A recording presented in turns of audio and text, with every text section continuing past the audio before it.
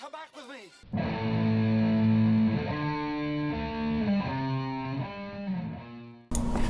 You guys want to talk about some crazy stuff?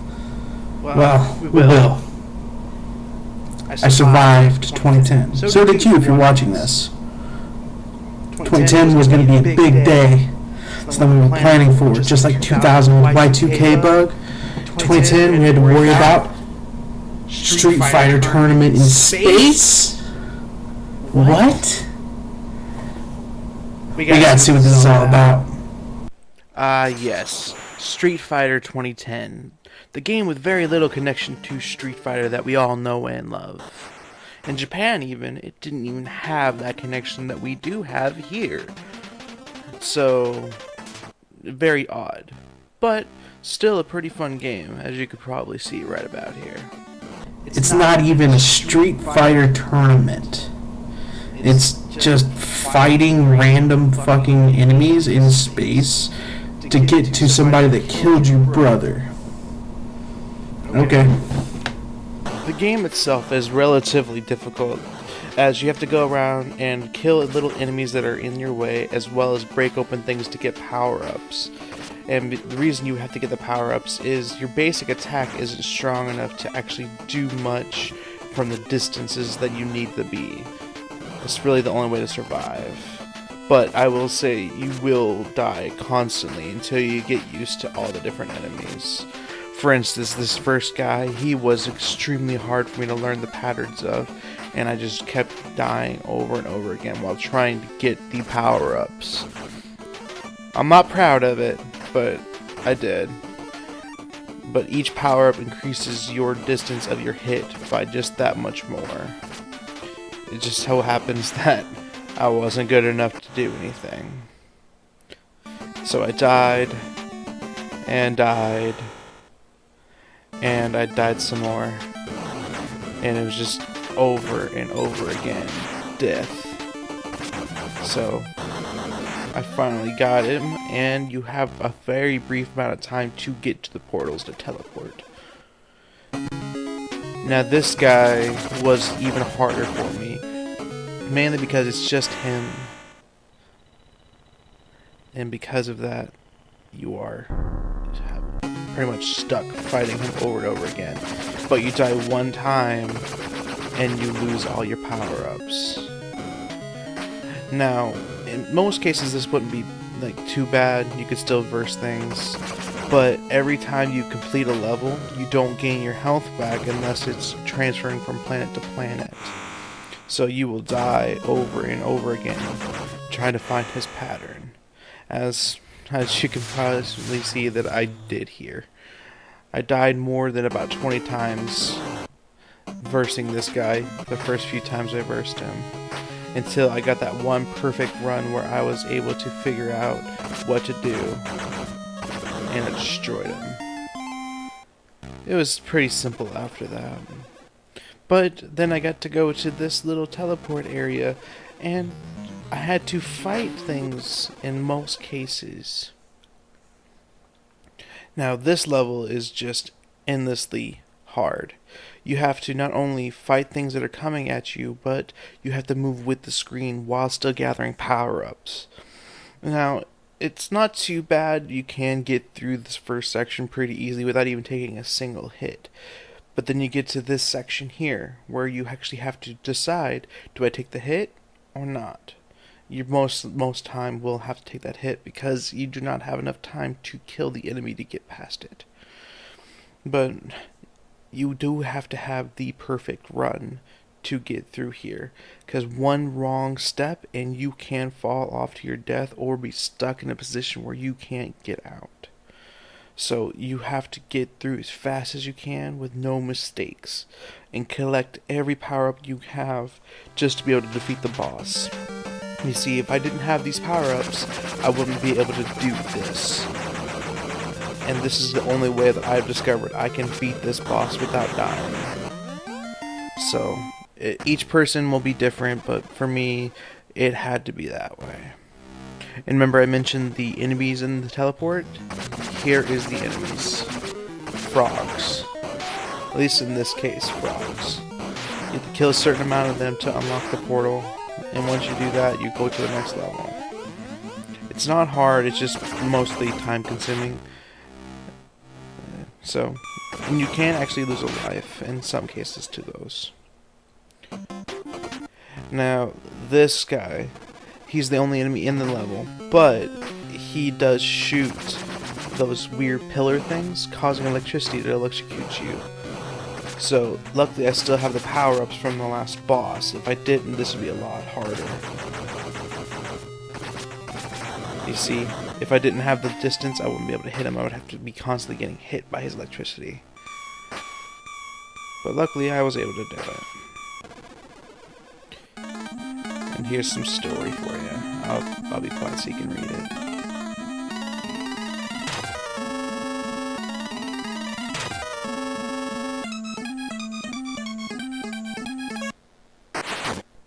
Alright, so now we're back into the game. This is where the plants start coming in. Now, the plant levels are pretty easy for the most part, except for the second level. But all you pretty much do is go around, use this time to get power-ups to power yourself up as much as you can. Maybe get some health back if you miss any whenever you're doing this. Defeat the little flying robot things, kill the plants, and you'll be able to get out real quick. Now, once you have full power, though, taking a single hit will actually cause you to go down a power level. But luckily, they give you the ability to get the full power level here. So, now for the difficult level. This is one that, just like before, you have to climb up at the right speed.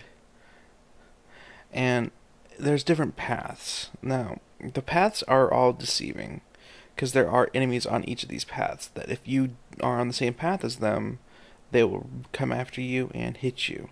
Now, on this level, if you get hit, you fall off. And as you can probably guess from the moving screen, you kinda can't go beneath the screen, otherwise you die. So, you have to figure out the patterns of where enemies are, what things to move, and you have to really, really get used to rotating on one space. Otherwise, you're going to have other concerns. But it took me maybe about 45 minutes to get through this level by itself. The game itself, for the most part, I got through most levels pretty fast first try stuff. But this game, I died way too much. But luckily, I just was able to keep going. Now, just like with the other pre-moving level, you have to have that perfect run. If you get hit too many times, you die. If you miss the power-ups, you can't verse the boss fully, so you will die. But the whole struggle is actually getting to the boss. Because, as you can plainly see from doing all this, that the enemies just keep coming, and you will get hit way too many times if you're not perfect with it. Even the times that I got through this level, I was not perfect in my movement. See, here, I've already screwed up. I only have one life left, and I have no power-up, so I could barely even hit the boss when he's directly on top of me. Luckily, I got one power-up here, but it's still not enough. That one hit is just doom. So, you start from the beginning again. Now, I'm going to speed up the process just a bit, so it's not super, super boring for you. But I kept going and going and going, and those weird platform fly things kept hitting me, and I kept falling to my damn death. So, again, it goes back to you will die way too much. Now, this game is a little bit sadistic with the deaths, because there is unlimited continues, so there's no reason to stop playing. Not a single reason to stop playing. So, the only thing stopping you is you. The only thing keeping you from beating this game is you. So, you'll keep going and going and going and going over and over and over, like you're going insane almost, trying to just get through the level. You'll sit there multiple times with your hand right on that power button to the play system, the NES, Retron, whatever you're playing it on, and you'll just want to just push that, just be done with it. But there'll be something in the back of your head telling you, "Go, do it, you can do it, you can do it." And that's where I was at.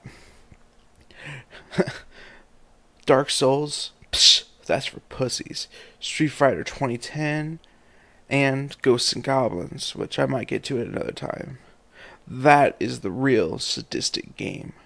The game that no matter how hard it is, how many times you die, you do not want to stop playing. But this is the final run that I have of this level. And as you can see, I do have 2.5 life still. So this run's faring quite a bit better. Now, I got all the power-ups I needed to be able to get up to him and hit him properly.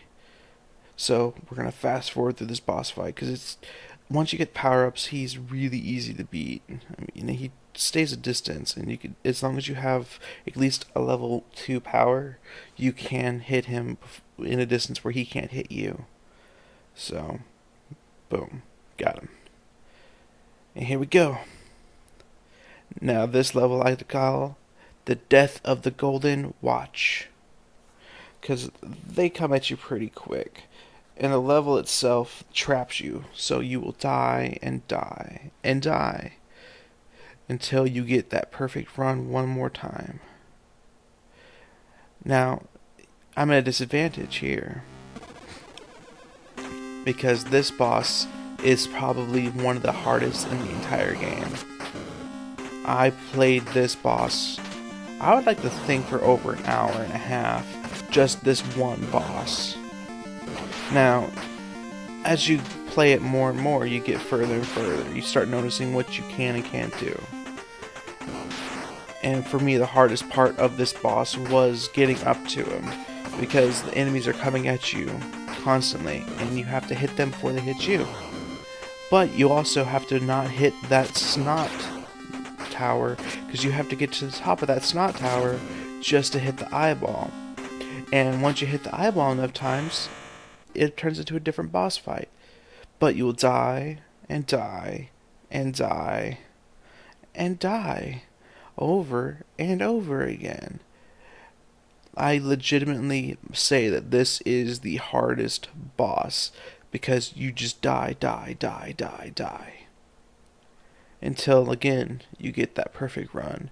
And that's the running theme with this game. You have to have those perfect runs over and over again. You need those perfect runs. You have to keep fighting until you get everything.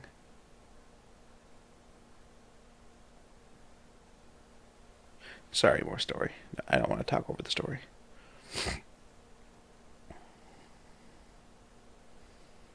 And off to the desert planet. This, I will state, is the hardest planet in the game. No, it's not the hardest levels, considering the last boss fight, but the levels are unbearable, because the ground is constantly moving. There's enemies that come out of the ground that you can't predict where they're coming most of the time.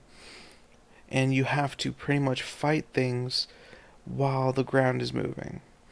Now, you'll see the return of our demon friend, but once you beat the 1, he actually gets replaced by 2. And that's where this level's hardness comes from, is the double boss. And you have to really practice at their patterns to know exactly how to beat them.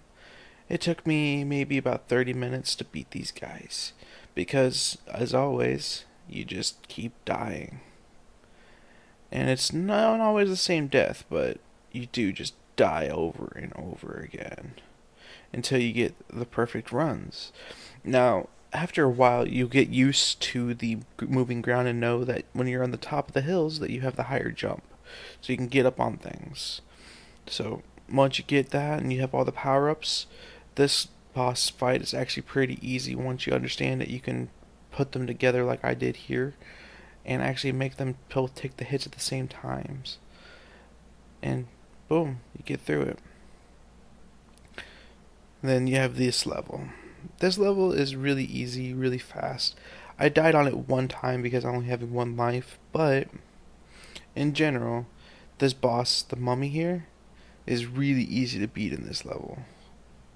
As long as you can avoid his fire. And then we're back to this area again. Now, you notice I died. You won't know what killed me. It's that thing. The mask goes on the ground and it fires out little dragons of sand at you. And you have to literally hit that mask in the head over and over again to defeat him. And every time you destroy the dragon, he comes back. So you have to, again, have the perfect runs. But luckily, this one is one of the easiest. Then you have the vertical downhill sand, I guess, waterfall? Mudslide? I don't know what to call that. Where you pretty much just kill the weird dragon things, but this time they're purple instead of made of sand. Relatively easy. And then the final boss of this area, which is a weird, almost like a Rammus from League of Legends. He spins in tornadoes and shoots at you. You have to have the perfect pattern of jumping over his bullets to beat him. And then the clam. The evil, evil clam. Easy as pie.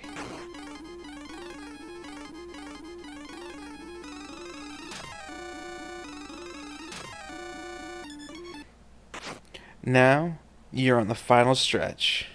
You're on the final planet, where every enemy that you've seen will come back at you. And you have to have mastered all the jumping, all the moving, all the fighting, everything. Because this is one big test of your ability. You have to know what you can and can't hit, and you have to know when you have to take a hit and when you don't. It's relatively easy to get through this first area if you've gotten used to the controls, but then it comes to the final boss. Now the final boss is actually 4 different boss fights. There is the clam, of course, which, just like in the actual level, is relatively easy once you understand his patterns, but getting to know his pattern here is a little bit different than the other level. So you will die a few times. But once you get him down, it's pretty easy. Then, after you beat him a few times, you'll be like, okay, I got this. And then you have to go through this little obstacle course and avoid the gold stopwatches of death, which you will die a few times too because of the way the level's built. And then, boom, you have that taken care of. So you'll go again and fight over and over again that first boss. You'll get so used to it you can do without taking a hit. You get that, then you go through and you go back to the Grape Gorilla again. I don't know what his actual name is. I'm just calling him Grape Gorilla because Grape Ape is already taken. But you will die over and over again while you're trying to master these guys. You'll get progressively better and then progressively worse, depending how it goes. The more you play, the more you'll feel like it's nothing and you'll start making mistakes. But you'll eventually beat the Grape Gorilla. And from there you ride the jellyfish up, and it is, from there, the mummy. Now the mummy is not just the mummy anymore though, it's 2 mummies, and you will die to him almost every time until you get used to it. So you get back to where you're versing the clam and everything all over again. And you just keep going and going and going. And you start noticing you're taking more hits than you did before. You're starting to notice the sweat in your hands is gunking up your controller. But you gotta get that level. You gotta beat the final bosses. You gotta beat this game. And you know it, so you just keep pushing on. Now, you have to get these power-ups. Because it's the only way to actually make it through these levels. Because the 4th boss is actually an enemy that comes in 2 different forms that you have to have the full power to fight. Otherwise, it's impossible. And I haven't mentioned at this point, there is a time limit. So not only do you have to do this without taking too much damage, but you have to do it fast as fuck. So you have to get used to all the different bosses, all the different patterns, and know how to do everything super fast without taking hardly any damage. And it is possible. It very much is possible. It's just getting the patterns down that's a problem.